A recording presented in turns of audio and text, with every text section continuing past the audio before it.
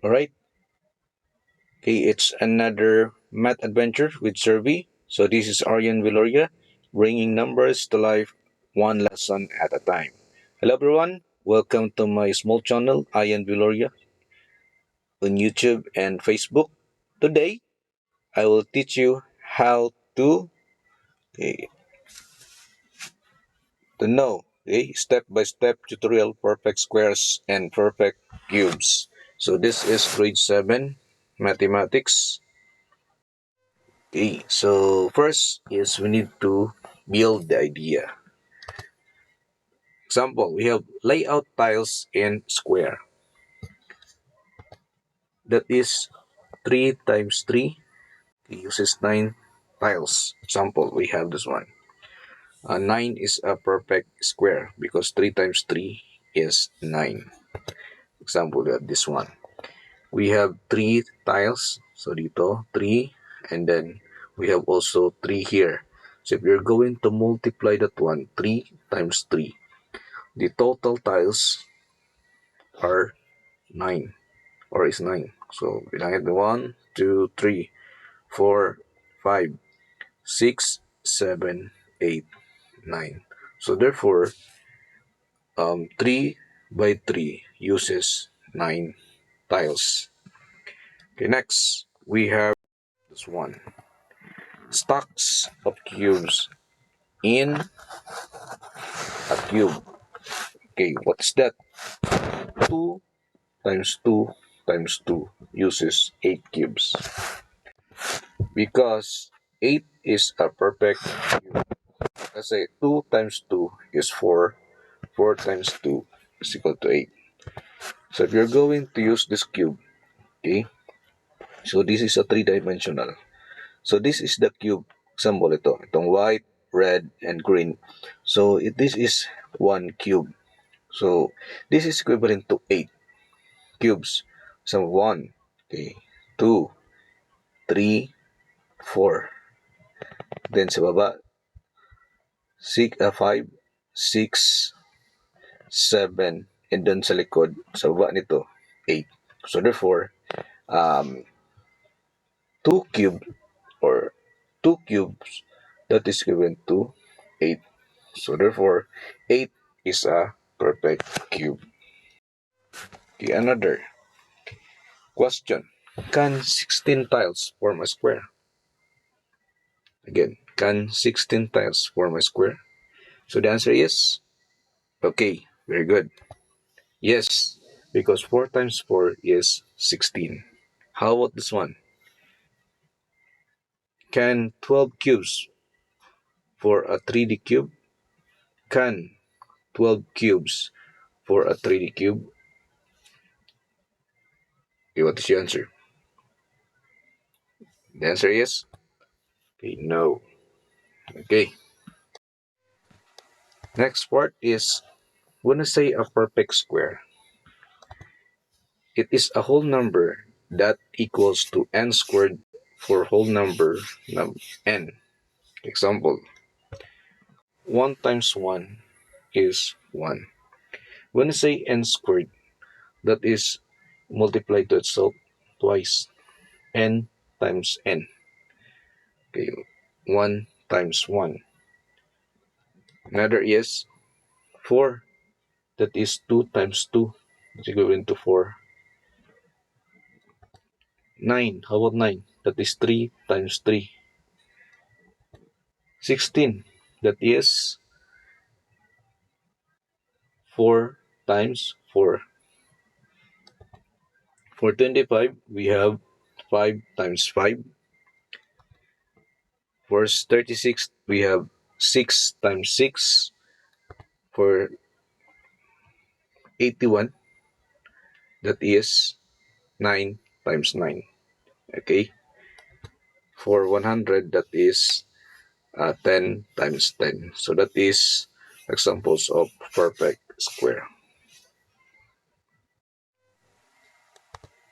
For perfect cube, when I say perfect cube, that is a whole number that equals to n cube for some whole number n. Okay, when I say n cube, that is multiplied to itself thrice. N times n times n. Okay, example, Ian. Okay, my name is Ian. So Ian times Ian times Ian, not Ian times 3 or n times 3. Okay, example, we have this one.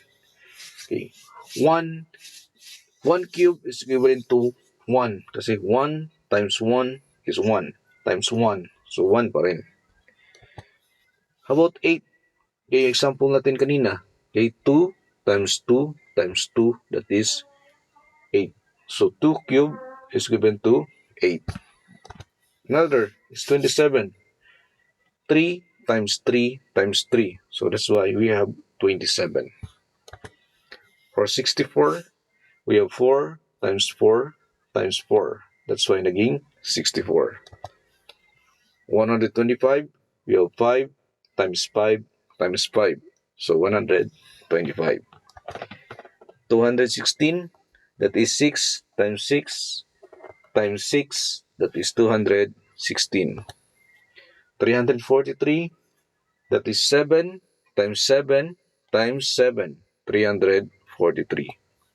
512, 8 times 8 times 8, that is 512. 729 is 9 times 9 times 9. And lastly, we have 10 times 10 times 10 is 1000. Because 10 times 10 is 100. 100 times 10 is 1000. So these are the examples of perfect cubes. Okay. Question. 49 is a perfect square? Yes, because 49 is equivalent to 7 squared. Another. 343 is a perfect cube because 343 is equivalent to 7 cube. Okay. Let us test if a number is a perfect square.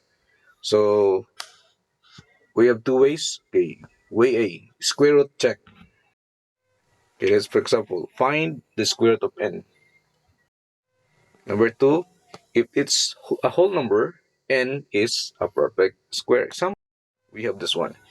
Square root of 144 is 12 because if you're going to square the 12, 12 times 12, that's given to 144. Square root of 150 is approximately 12.247. So this is not a whole because a perfect square has no decimal. Wala tayong decimal. So perfect talaga. So square root of 150 is not a perfect square. Example, kanina, 1 times 1 is 1. So therefore, square root of 1 is 1. How about square root of 2? Wala tayong square root of 2 kasi hindi siya perfect. Ang sunod niyan is square root of 4. Okay? Next, another is prime factorize. Prime factorize n. We have if all exponents are even, so it is a perfect square. Example, 900. That is equivalent to 2 square times 3 square times 5 square. So all even. So square. Next, test if a number is a perfect cube. Example, we have this cube root check. If a cube root of n, or that is a whole number, so it is a perfect cube. Example, cube root of 216 is 6. If we're going to cube the 6, so 6 times 6 times 6, that is 206. Okay, another is prime factor. So all exponents are multiples of 3, then it is a perfect cube. Example, 216 is equivalent to 2 cube times 3 cube. Exponents are 3 and 3. So therefore, this is a cube. Alright. Question. Is 196 is a perfect square? And is 512 is a perfect cube? Okay, paki-comment naman yung answer niyo sa baba. So, hintayin ko yung answers niyo. Right? So, ito lang po sa ngayon. So, I hope may natutunan and sundan lang po ninyo ang aking YouTube account. So, bago pa lang ako, I hope na subaybayan ninyo ang aking channel, Ayan Viloria, Facebook, and YouTube. So muli, dagang salamat and have a nice day to everyone.